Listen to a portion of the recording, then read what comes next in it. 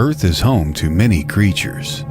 Some may even consider a few of them monsters. But what of those more elusive and hidden creatures? The ones we just can't seem to find. Welcome to Monday Morning Monsters.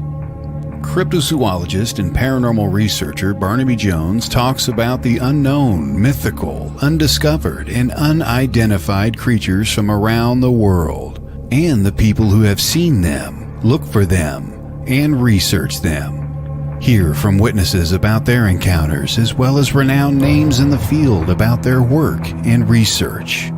Barnaby is the founder and lead investigator for Cryptids, Anomalies, and the Paranormal Society based in Wisconsin. CAPS travels across Wisconsin and beyond looking for connections between different phenomena and how they can all be connected. Now, your host of Monday Morning Monsters, Barnaby Jones.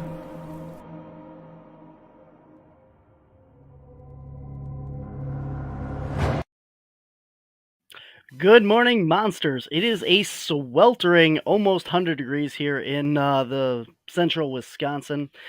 We are live, and I am in my nice little sweat lodge here, my base camp, and I have some water all ready to go, and we're in this for the long haul here. Our guest today, my guest today on the show is Jack Chavez, and he is a paranormal researcher and cryptid investigator. He is an avid interest in like serial killers and murders and things like that. He is running a little late. Hopefully, we will have him on the show coming up. He has a convention coming up this Sunday in Chicago. It is a paranormal convention, and hopefully, he can tell you all about that. Also, this weekend, Cryptids, Anomalies, and the Paranormal Society, which I am the founder and lead investigator for, will be in Butternut, Wisconsin at The Gathering. This is going to be a metaphysical and kind of paranormal convention. I will be speaking on Bigfoot activity in Wisconsin up there. So that will be on Saturday, and you can get more information on that event on our website, wisconsincaps.com. So that's what we got coming up this weekend. This past weekend, I was actually up in Mountain, Wisconsin for a presentation on our mountain Bigfoot investigations. So I think we'll start off today's show while we wait for Jack. We'll give you a little bit of information on some of the stuff that we investigated up there. So Mountain, Wisconsin is about an hour and a half north of like central Wisconsin where we're located. I'm in like Neenah, Appleton, Oshkosh, Fox Valley area of Wisconsin.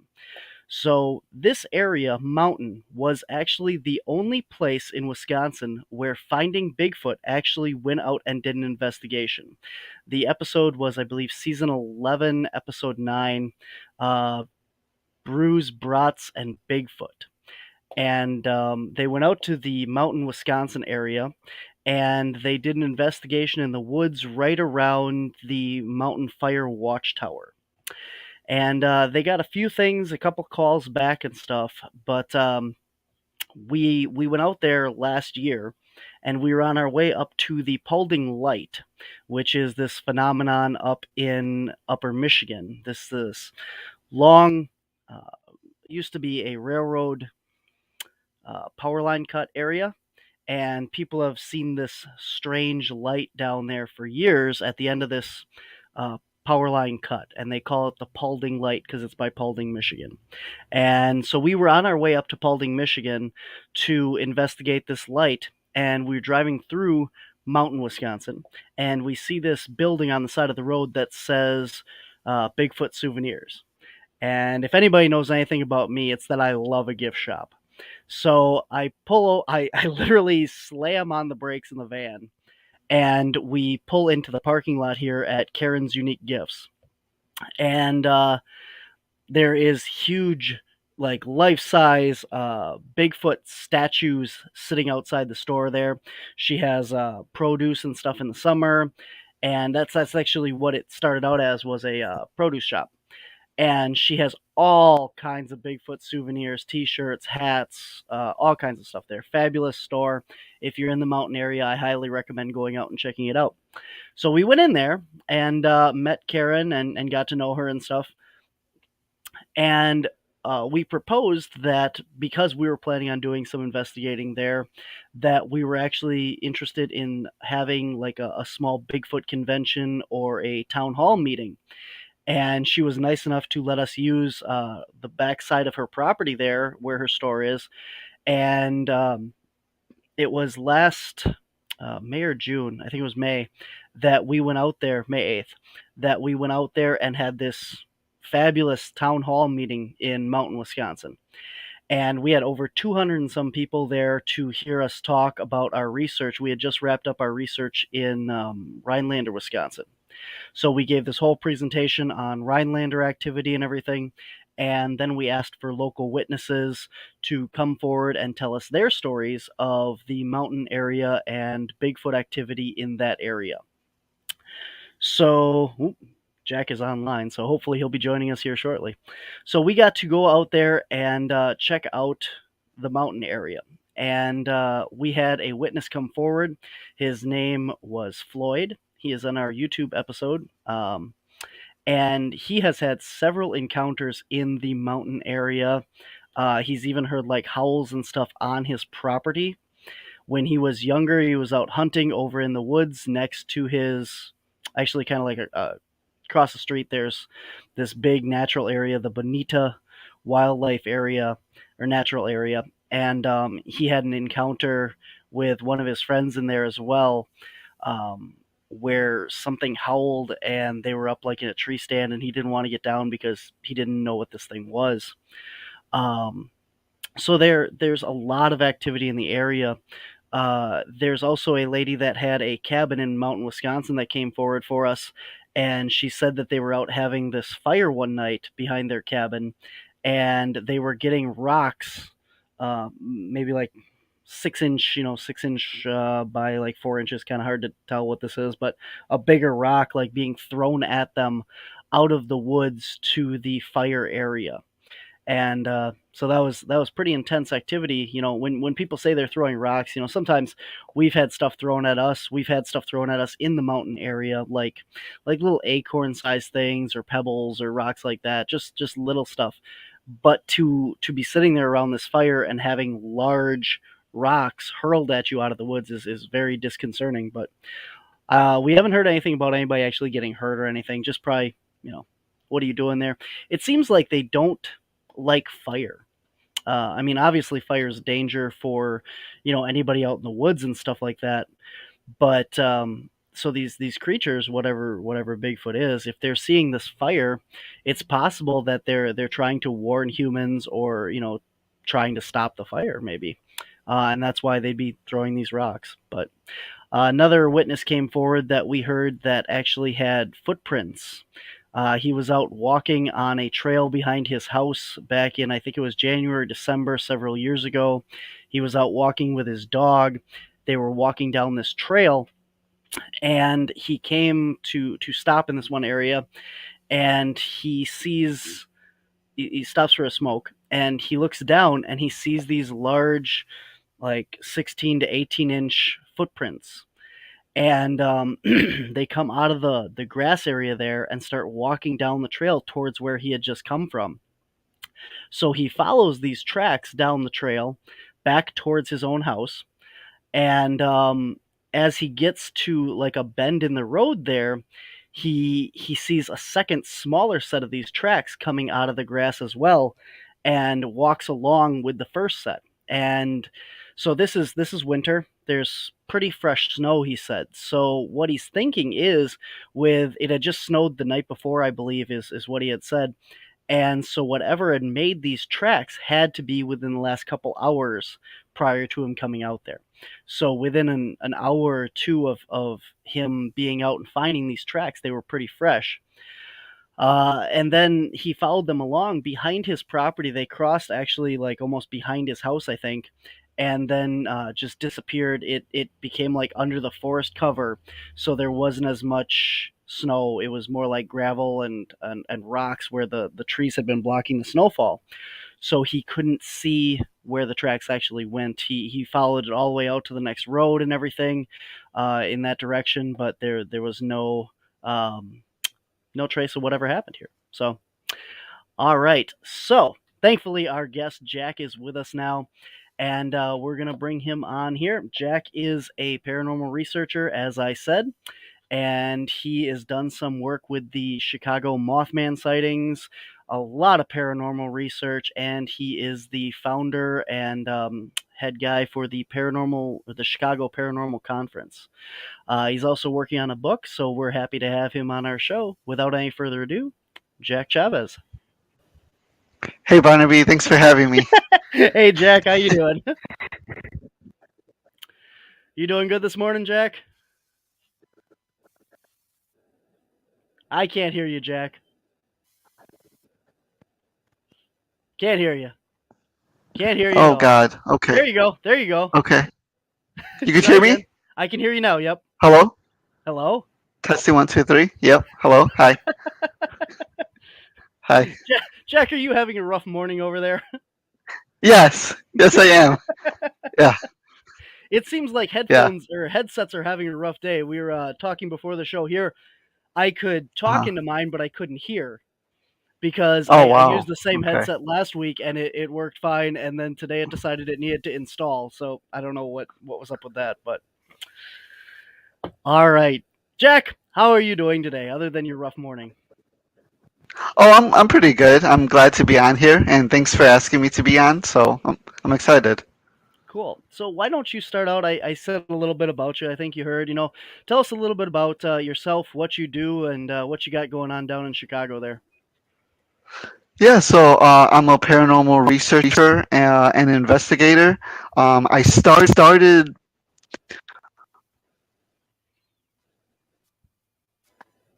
So, could you hear me? No, I started, and then you cut out again.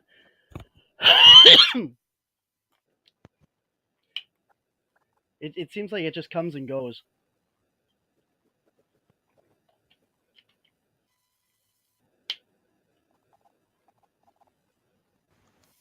Okay, test 2, 3, testing, I hear you there. testing. Okay. I mean, if it doesn't Very work, I still. could go on my phone. Whatever works for you. Okay. Okay. Let me know when I cut out again, and I'll go on my phone. Okay, sounds good. Okay. So I've been a paranormal investigator and researcher for a long time. I was really interested in missing persons cases when I was a kid, and that kind of spread to cults, ufology, then eventually Bigfoot and ghosts and all sorts of high strangeness. So I've been doing that for several years now, but I've been hardcore into paranormal the last couple of years, and that all accumulated to me doing the Chicago Paranormal Conference. I had one in last March. We had a great turnout. You were a vendor there. And then I'm doing another one this Sunday, June 26th. We'll have 40 vendors there, 5 presentations on the paranormal.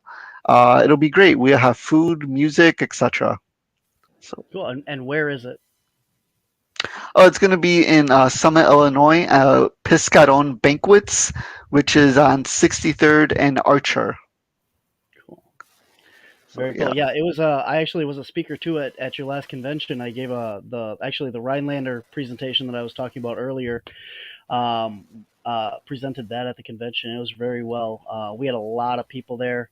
Really cool. I mean, you have everything from paranormal to ufology, like you said. Like there was everything at your convention. It was a really good time. Yeah, I like to keep it diverse. I like to keep the different aspects of the paranormal there, and I did it this time around too. So some of the vendors will be back, not all of them. I wanted to keep it fresh, like I said. So I have new vendors, different aspects of the paranormal. Oh, also, I should say that we have South Shore Ghostbusters there as well. One more time. So they have their Ghostbusters car, Oh, okay. and they do a lot of charity work. Yeah, they do a lot of charity work. They participate in parades. So they'll have their car there with some of their members with uniforms, and you could just take pictures with them and with the car. That's the Windy City Ghostbusters, you said?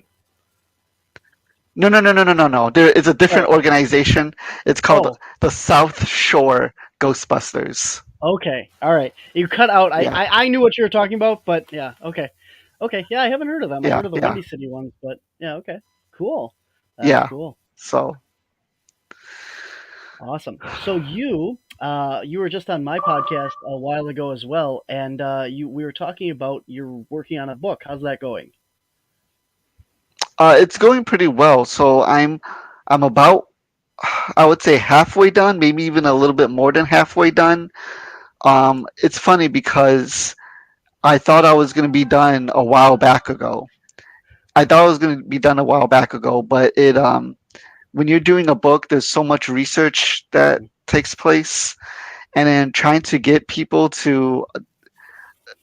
align schedules so you could interview people.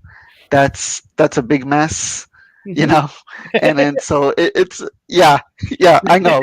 So it's a slow process.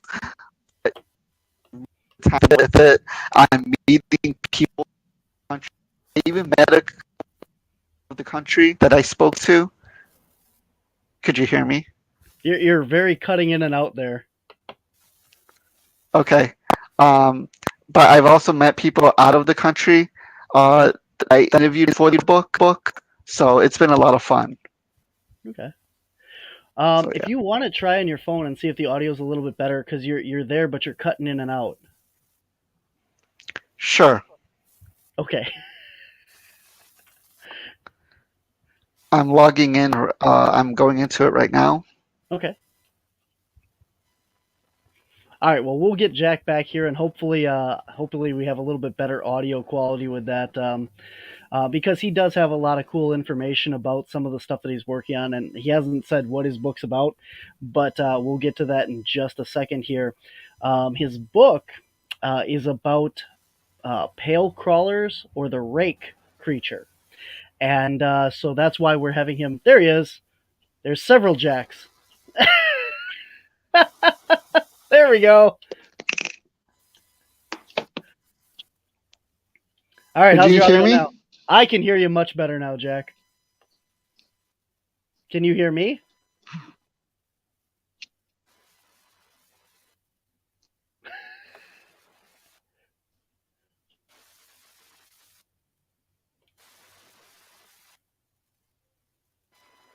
He's still getting set up there.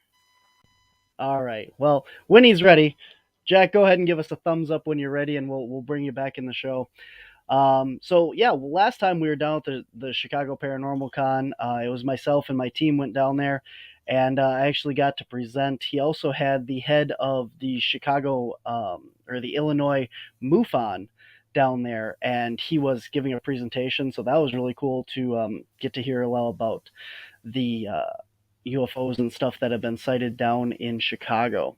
There actually was a big Chicago uh, sighting of the like sorry, UFO over O'Hare Airport in Chicago a few years ago, and that actually made like national news and stuff.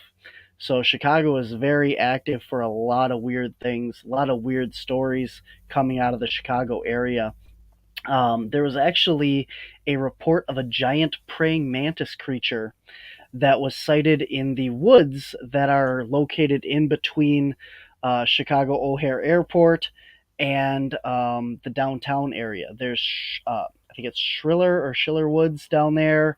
And I mean, when you think about Chicago, you think of a main industrial hub. Like, this is huge city of Chicago. And you don't think that there's actually this woods that stretches the entire perimeter of Chicago there. And when we went down there this past year to investigate the Chicago Mothman sightings, our team did a lot of investigating in these woods, and they're not very wide. They're probably about a couple city blocks wide, maybe like 3, 4 city blocks wide. They're not that big, but they're about 5 miles long. And it kind of wraps around the edge of Chicago in between O'Hare and the rest of downtown there, kind of like Rosemont area. And there's a lot of weird sightings, a lot of weird reports, high strangeness in those areas. We talked to a couple witnesses down there that have had paranormal encounters and other creatures. And some of the theories are that if the Mothman that's down in Chicago is an actual creature, it has to have water, it has to have food source, it has to have a place to live. And what better place for this creature to be living than in the woods right there, downtown Chicago area? And it would make sense because right all in this area is where this creature has been sighted. And everyone's familiar, obviously, with the Mothman reports coming out of West Virginia and that whole area back in the 1960s, 70s area. But a lot of people don't know. Are you there, Jack? Yeah, could you hear me? I can hear you now. Are you all set? Yeah, I think so. Okay. All right, good, man. So we were talking about your book. And actually, I was just talking about the Chicago Mothman stuff. If we want to Right. touch on that real quick, I know that you had done some research on that too. Yeah, my research into the Chicago Mothman sightings began in September or April of 2017. Mm-hmm. The reason why I really got heavily into it is because one of the first sightings took place in the Pilsen neighborhood of Chicago, and at the time, that's where I was living. So I became really interested, and I wanted to see who was investigating it. So I did a little research, and the article came from MUFON, Mutual UFO Network. They're the world's largest UFO organization. So I looked into MUFON, then I found the Illinois State Director, Sam Moranto. And I contacted Sam, and I got his phone number. I said, hey, this is who I am, this is what I do, um, what's going on your end? And basically, he said that most of the reports are not coming into MUFON. They're coming into a website that's being run by somebody that's out of state. And the individuals, he's more how do you say? He wasn't really collaborating with people in the Midwest or in the Mm-hmm. Chicago area. So it was really hard to say what was going on because you weren't getting anybody's names in the reports. You weren't getting any video of these people. I had to use context clues in the article itself to find any witnesses. I found one of the witnesses. He worked at a bar, um, enough called the Owl, and I went into the bar and I showed some of the staff the article. I go, "Did you write the?" Oh, the reason why I did that is because it said that he was on a smoke break, um, outside of the bar. Mm-hmm. So I was like, okay, well, he must be a staff member. So I went into the location and I asked a couple of the staff, did you write this? And they all looked at me like I was a weirdo, like what? And finally, somebody said, yeah, I wrote this, and his name was John. So I said, do you have a couple minutes you could talk about your sighting? And he said, yeah. So we went outside for a few minutes, and he said that what he saw was a pterodactyl-like creature. And John eventually went on to be interviewed by Vice magazine and I think a couple of other outlets. And then after him, I found the witness for the Sears Tower sighting, in which they said that they thought they were witnessing somebody jump off Sears Tower. It turns out that this thing spread wings and it turned into from an insect-like being to a bird-like being and it flew away. However, it turns out that that witness was hoaxing. I found out later. It's kind of this long, elaborate story how I found out, but I did find out that it was unfortunately a hoax. But those are the two witnesses that I was able to come across, and one of them wasn't even a witness. So at the end of 2017, you had, I believe we had 67 sightings. I have to say sightings, quote unquote sightings, because we have no video, we have no audio of these individuals. We don't know who they are. So I'm not sure how credible these sightings are, to be honest with you. Hmm. Yeah, there's been a lot. I mean, now I think we're over 200 and some witnesses into the Chicago Mothman Yeah, sightings. and things have gotten pretty weird with that story as far as like the paranormal aspect and you yeah. know what's being claimed of the being. But we've actually gotten, I mean, reports, at least whether they're credible or not, but we've gotten I think it's three now reports right from south of O'Hare again. I can't remember the name of the whatever village is right down there. Do you know? Or Um, it was the last three, and they were all out of the same area. But those were the last ones. There was a family out having like a barbecue in their front yard, and they saw it, and there was one standing on a cement wall or something there too. And but they were all like within a couple weeks of each other. But yeah, yeah. I mean, so at that time, well, when was this? Last year, I knew somebody personally that worked in care, and they weren't familiar with anything that was going on. Um, I just don't know how credible these are. Like, I really can't say, to be honest. hmm, To discount every witness. I'm just saying that, like, usually when you have a big wave like this, like there was in Point Pleasant, West Virginia, uh, Mothman was sighted there in 1966 and 67. Had documented interviews with these individuals. John Keel interviewed a bunch of individuals, and so a couple other witness, or sorry, a couple other investigators. But for this one, we just don't have that, and it's just very weird. yeah, it definitely is. You know, in our episode, I covered a lot of this. You know, as far as like the speculation of, you know, well, why are only certain people getting this? And you know, like if you search Chicago Mothman and stuff like that in Google, you are led to one of those two reporting or three reporting houses, and that's it. Right. So when people are skeptical about the fact that they're the only place that's reporting these, well, it Yeah. does make sense that if you search large owl, large bat, flying moth, you know, all the winged humanoid, you're being led to these same places. Yeah. Since then, though, I have actually come across two witnesses, or two reports, I guess we'll say, that are absolutely not connected with any of those three reporting agencies, and they are all prior to the initial sighting report of 2017, but they are actual personal accounts of stuff in Chicago. So Sure. Sure. Yeah. I mean, I know one of them is Bob Anderson. him too, yep. Um, yeah, he does the podcast Bob After Dark, and I know you know him, and he's a personal friend of mine.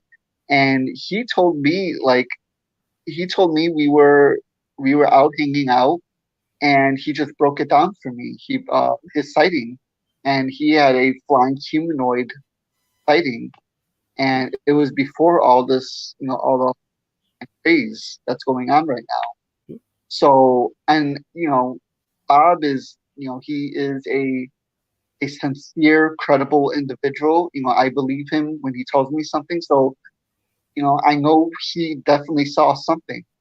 Hmm. Um, but yeah, I don't know.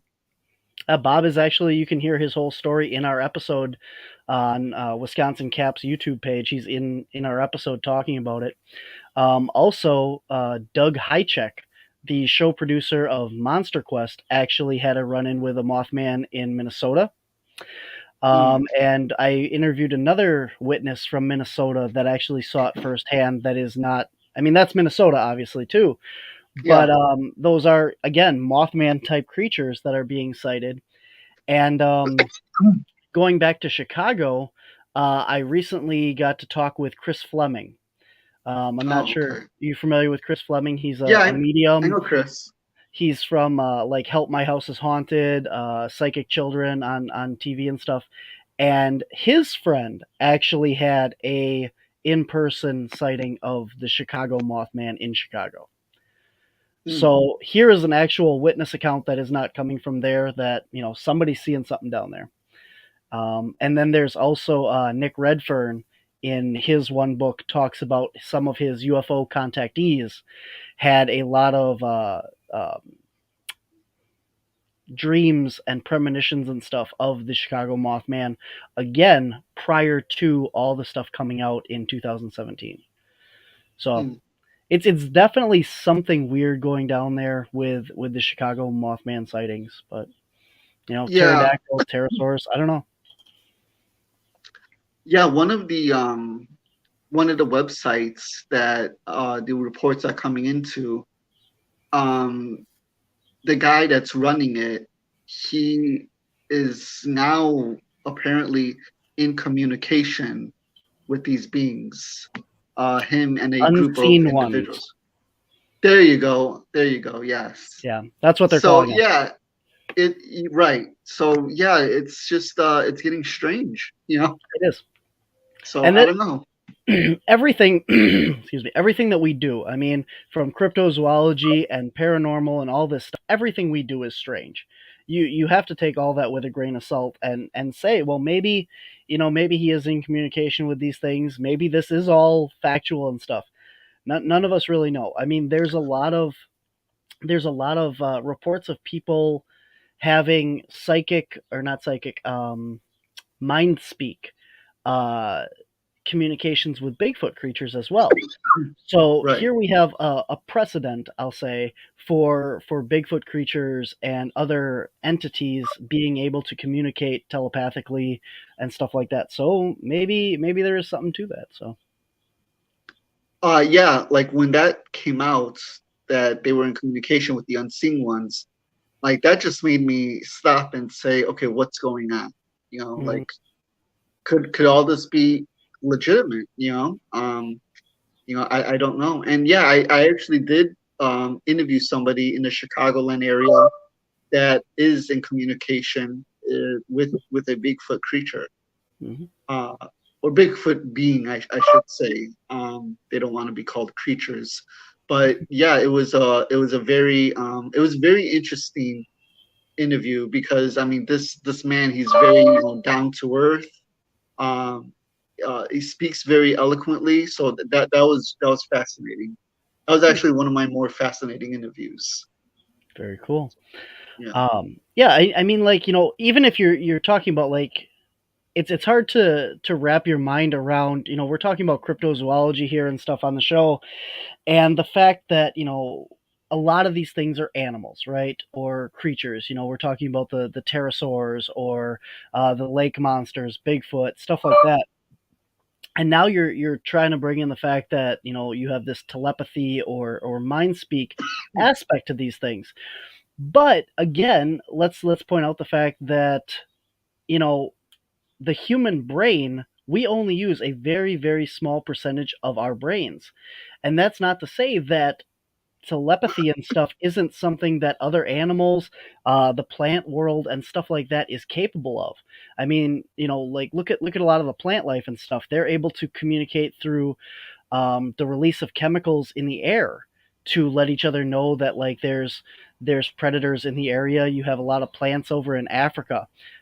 Giraffes will start eating the plant, and it releases this chemical into the air, and all the plants downwind becomes toxic and start releasing these toxins so that they don't get eaten by the giraffes. It's the same reason why you smell cut grass, because this grass is putting out this chemical scent. So you have a lot of communication in the natural world that we're just not, as humans, really not as familiar with. I guess we'll say. Yeah. Yeah, and that's just, what you're describing is just using one of the senses. I mean, think about all the other five senses and then senses that are beyond that. So yeah, it gets really interesting. Mhm. Definitely. I mean, the animal kingdom is very weird. You look at like creatures like the octopus or, chameleons that can change colors and stuff too to blend in. And I mean, there's other animals that can do that as well. But there's a lot of things. Um, the human spectrum of what we understand is very limited, and I think we're very biased as to what other species and other creatures, entities, beings can do because of what we're physically capable of. We like to put ourselves at the top of that food chain and pretend that we're the end all be all, and that if we can't do something like telepathy or etc., that other creatures can't either. So, Right, especially if they're non-corporal beings, they're going to have abilities that we can't even understand. At my conference, one of the speakers is going to be Dr. Marina Costina, and she's going to talk about parasitic entities. mhm. So, I mean, just imagine, that there are beings out there that could, attach themselves to you and you play a host to them.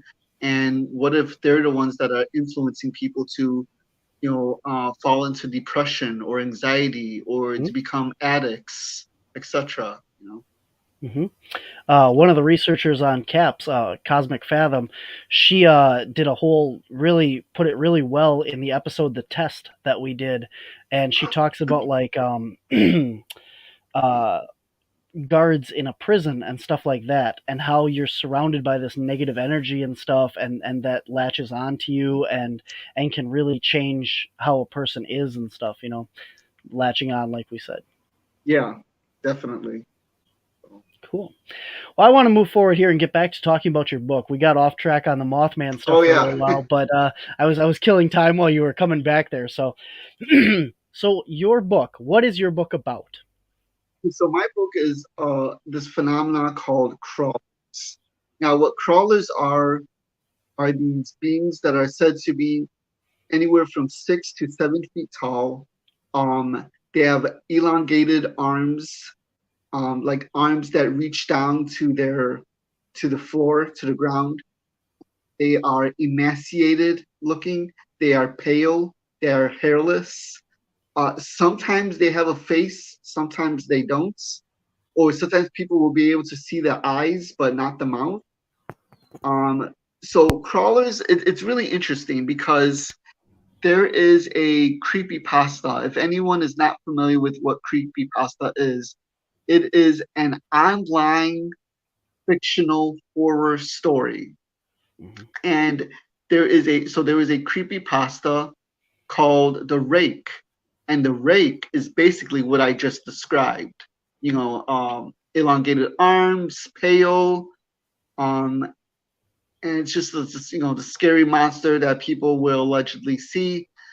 So a lot of times when you look up crawlers online, first of all, there's not a lot of information on them, but you're directed to The Rake. So, people might think, well, wait a minute, isn't crawlers just, a fictional creature, since it came from The Rake?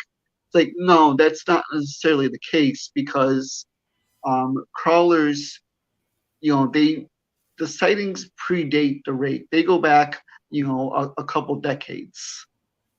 So I kind of explore in the book, what's the connection between the fictional Rake and these actual sightings of crawlers? Is it arts bleeding into reality, or even reality bleeding into arts? One of the things I wanted to look at was, is there anything in history that is similar to what we're seeing now with crawlers? Because it seems like crawlers is some sort of new phenomena, but I had a hard time wrapping my head around that. How does a new phenomena just emerge out of nowhere? Is there any time in history where we've seen this? And I do find a couple instances. For example, the Wendigo is very similar to crawlers. Now, the Wendigo in today's depictions is usually depicted with a deer-like head and antlers, but that's actually just a modern interpretation. They weren't previously described like that. Um, Descriptions for Wendigos in Native American oral history is actually very vague. They are described as tall. You can find, very skinny or emaciated, but beyond that, you don't really find much else. But I think that is the closest description to crawlers. Also, in ancient Japanese culture or ancient Japanese mythology, you have, and I'm pretty sure I'm butchering the pronunciation, but it looks like it's pronounced Jikiniki, and they are emaciated whites, pale beings, and they feast on corpses. There is a well-known mythological story in which there was a battle, and the samurai were involved, and there was one samurai that was left alive by the end of the battle. So what he did is, before he left, he needed to bury his comrades. So he's starting to bury them.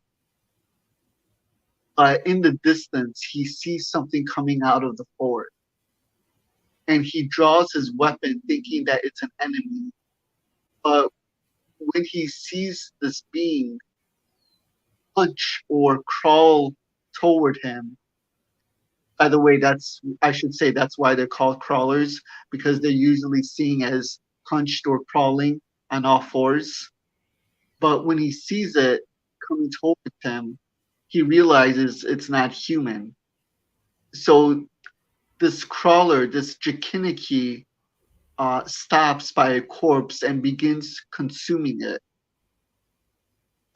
The samurai, assuming that this is some sort of monster, some sort of demon, he approaches it, and it does nothing. It just lets the samurai approach him, and he raises his sword, about to decapitate it, but then he realizes that he can't move.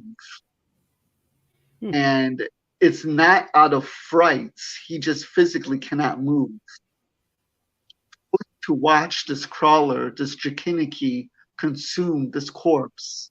And not only that, he's actually forced to watch this being consume all the corpses on the battlefield before finally retreating back into the forest.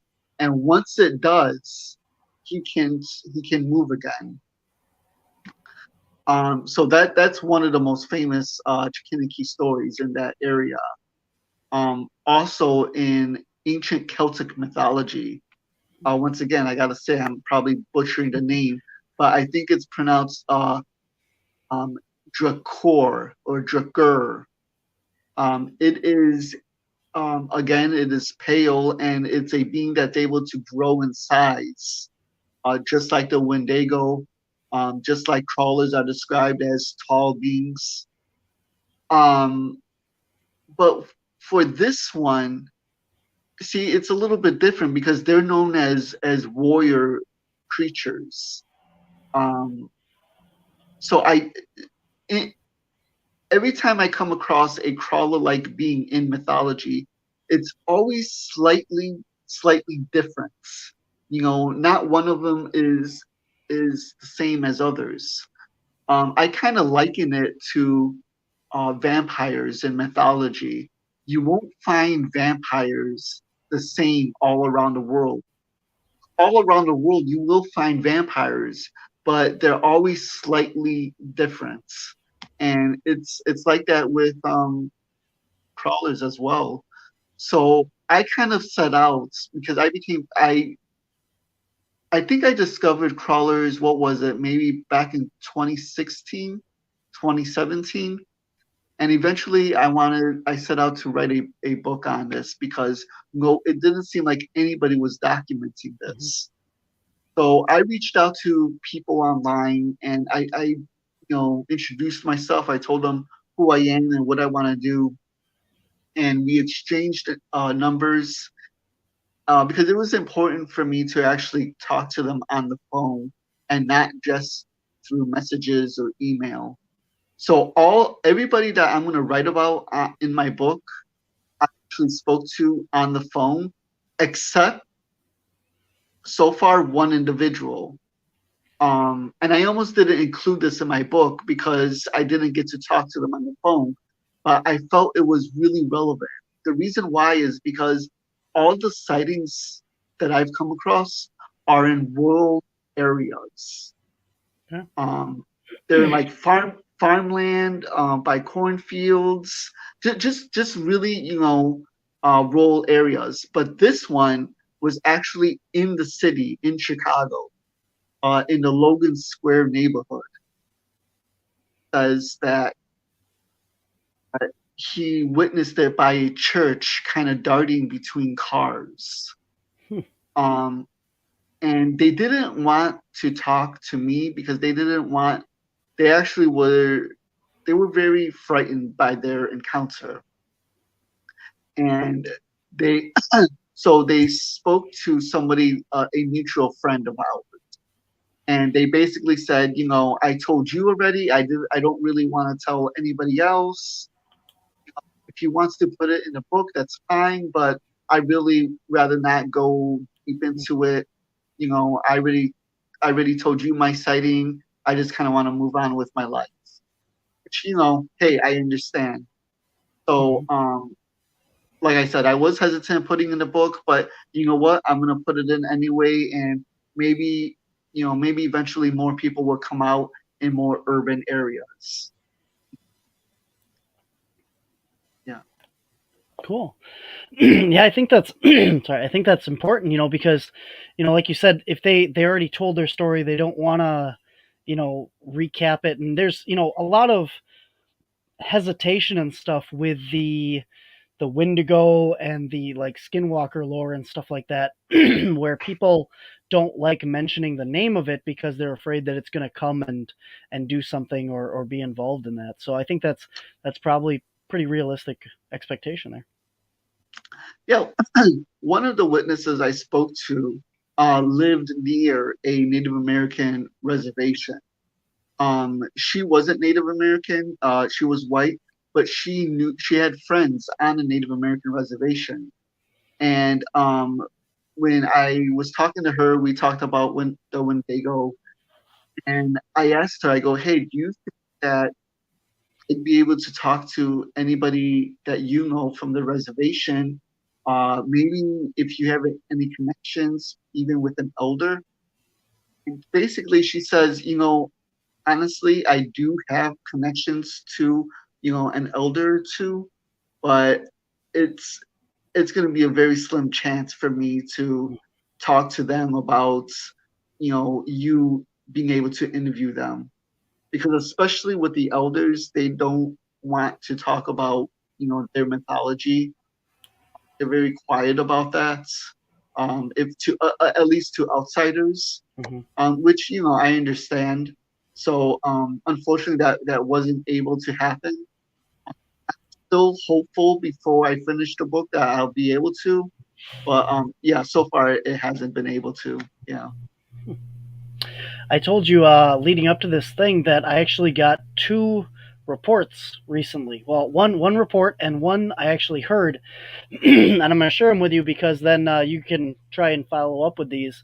Sure. I think it was either this past week or one of the recent episodes of oh man, I'll come back to that one.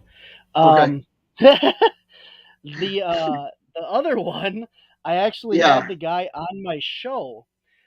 We did a crossover paranormal or a crossover podcast swap, and he has a podcast, and I recorded on his, he recorded on mine, and he talked about actually seeing one in his backyard in Massachusetts. Oh wow. And it crawled out of the woods towards him or towards his house, and he saw it out the back window of their house. I want to say he actually even tried taking a picture of it, so he might have a picture as well. And I'll share his contact information with you Okay. off air and stuff. The Now, confessionals. now, how did that come up that he started talking about that? Yeah, so he actually brought it up. He was talking about some of the stuff that he had in his paranormal stuff, and that he's had encounters with in his house, and the Bigfoot activity in that, and the Rake Monster Next Door. It's on the Okay. Confessionals podcast, Okay. and it was from June 12th. And he has a guest on there. This is a different one Yeah. that saw it. They were coming home from somewhere, coming to their house, him and his wife, and they saw it sitting out in their neighbor's front yard on its haunches, like squatting, Yeah. arms down flat in front of it, sitting back like a dog, kind of. And he said he thought it was his neighbor outside naked in the front lawn. And he's like, that's really weird. And they realized that it was staring kind of intently over at their house. And they shined their headlights on it as they pulled into the driveway, and then pulled into the driveway, and they looked back and it was gone. But Oh wow. I'm not Yeah. familiar with where he lived, as far as like state or anything like that. But that would be another one that you might be interested in looking into. But the other guy in Absolutely. Yeah. Massachusetts, him I can get you in contact with. So, do you have Okay. any other stories of people that have had sightings? Like, what do people typically see when they tell you their sightings? You know, sightings are they tend to be I'm going to use this word loosely, but uneventful.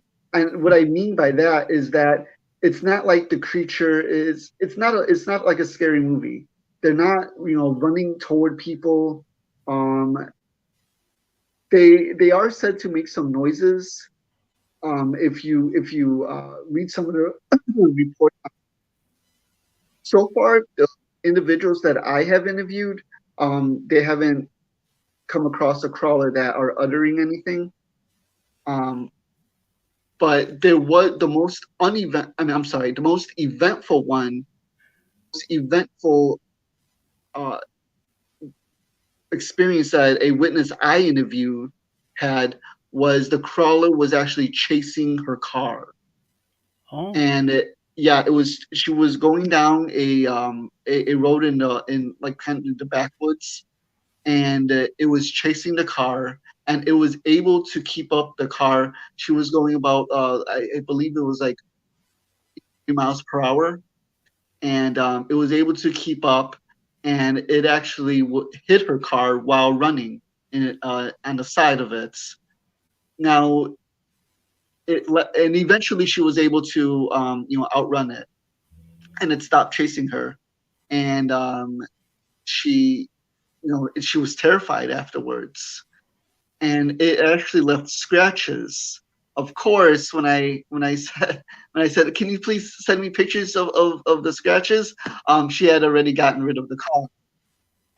But it was really interesting to talk to her, because she said that she really was frightened for a long time to drive by herself.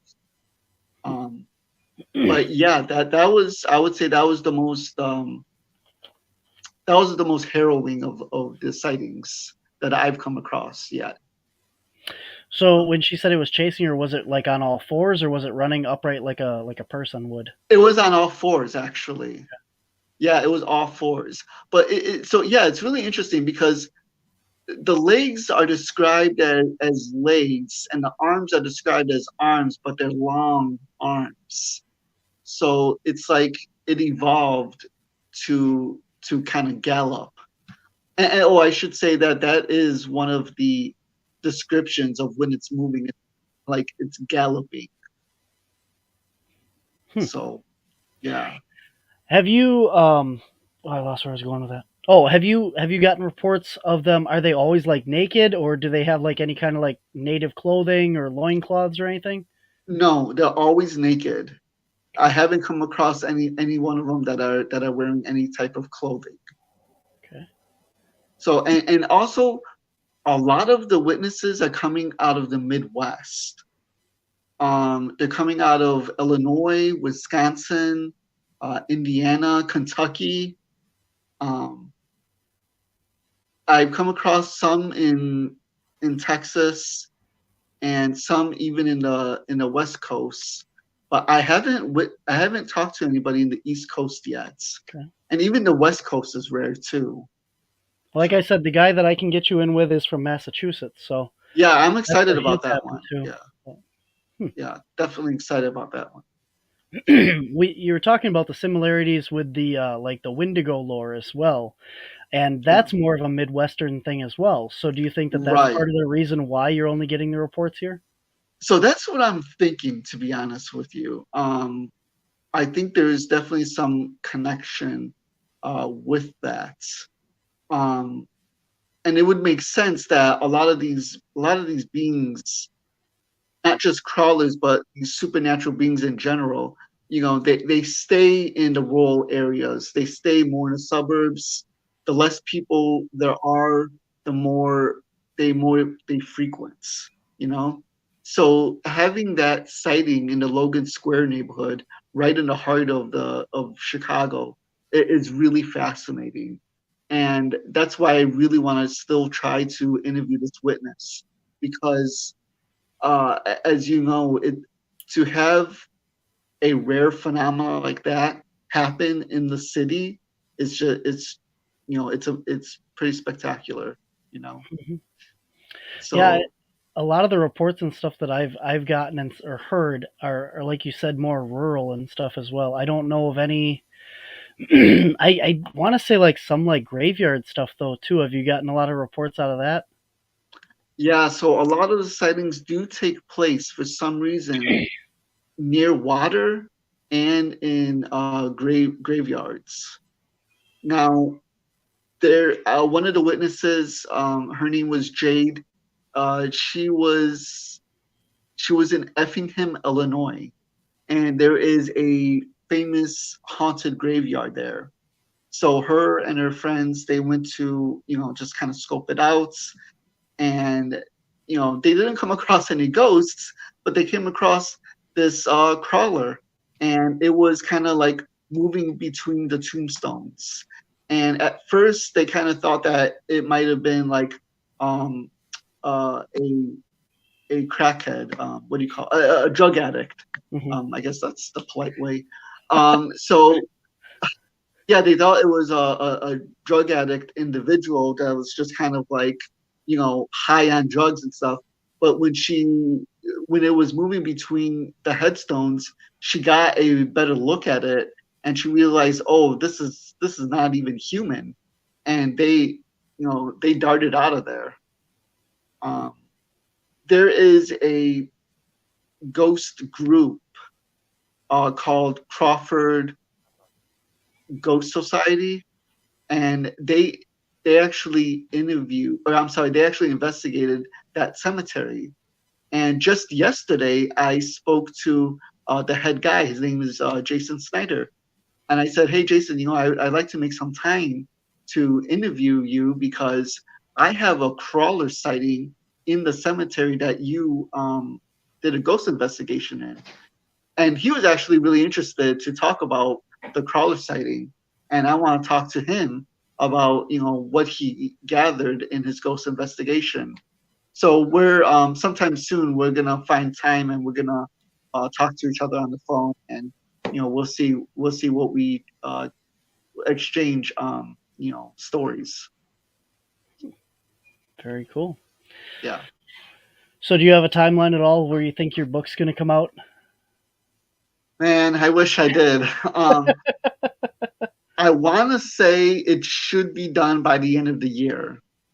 I don't want to make any promises, but yeah, because I said that last time. I actually gave a definite time frame. I said, I'm telling you guys, I'll push myself and it'll be done by this time. And I just got too busy. So I don't want to give any definite time, but I'm thinking by the end of the year, I should be done, but no promises. All Um, right. you should hear about it. if you follow the Facebook group Paranormal Chicago, I update people with articles, paranormal articles. I update people with presentations I do. I do public ghost investigations. So I rent out haunted locations. I open it to the public. I give a presentation in the beginning, and I give people equipment so they can investigate on their own.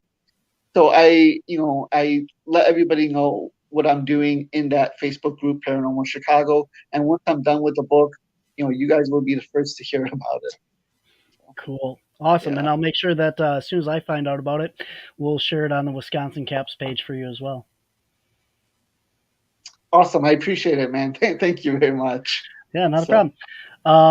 So tell us again a little bit more about your convention this weekend. Who are your speakers, and when and where is it again?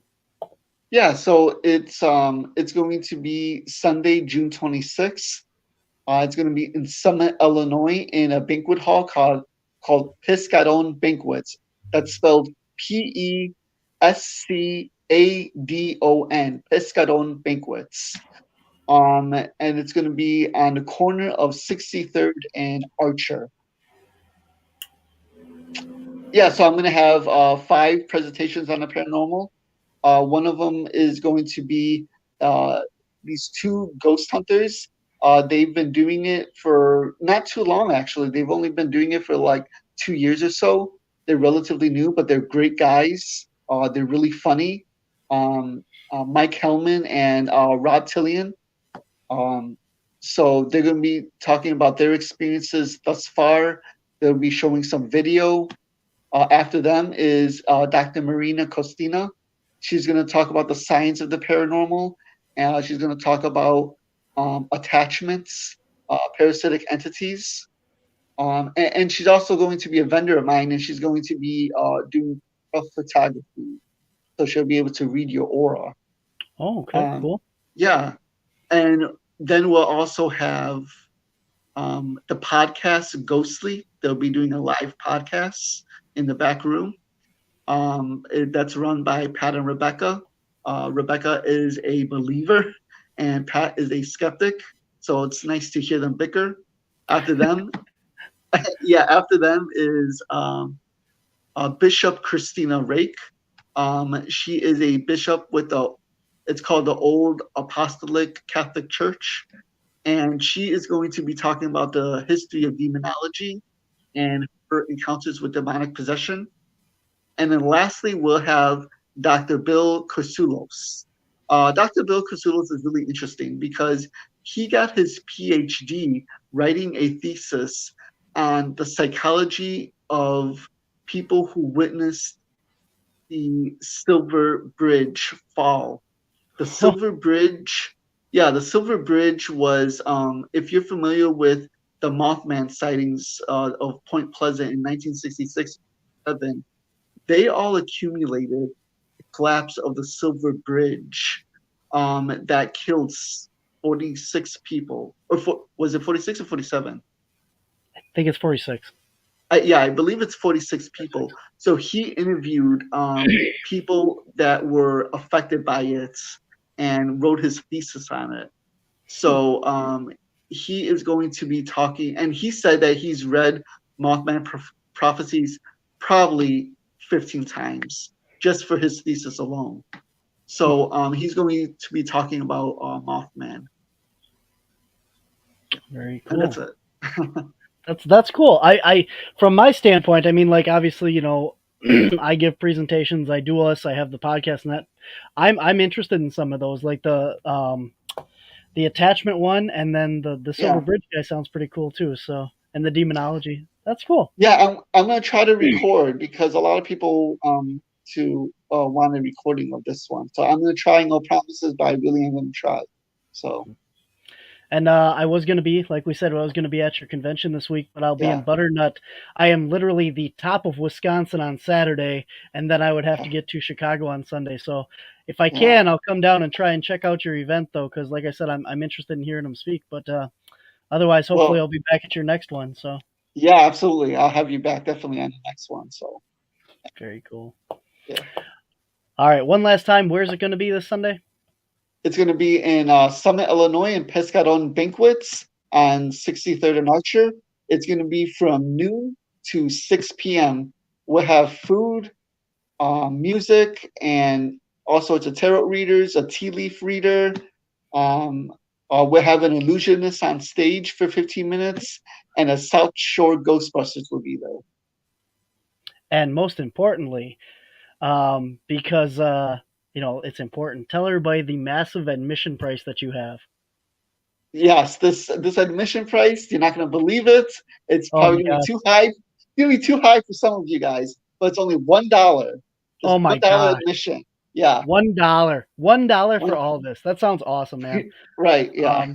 You had like, oh God, I would say at least like 200 people through last time, the first one. Yeah, I mean, I think I estimated even more than that, but yeah, like we had a couple hundred people show up. It was a good turnout. So yeah, it definitely was for your first event down there. It was really cool. Great speakers. I mentioned while you were having technical issues and stuff, that you had Sam Moranto from MUFON was there, right?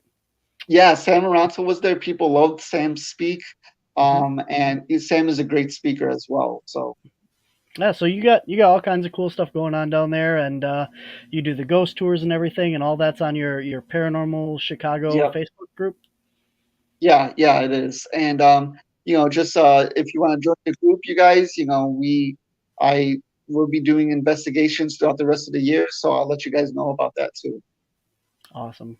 Well, Jack, unfortunately, with our technical difficulties and stuff, we made it through, and you were amazing on the show today. I want to thank you for taking the time to come on.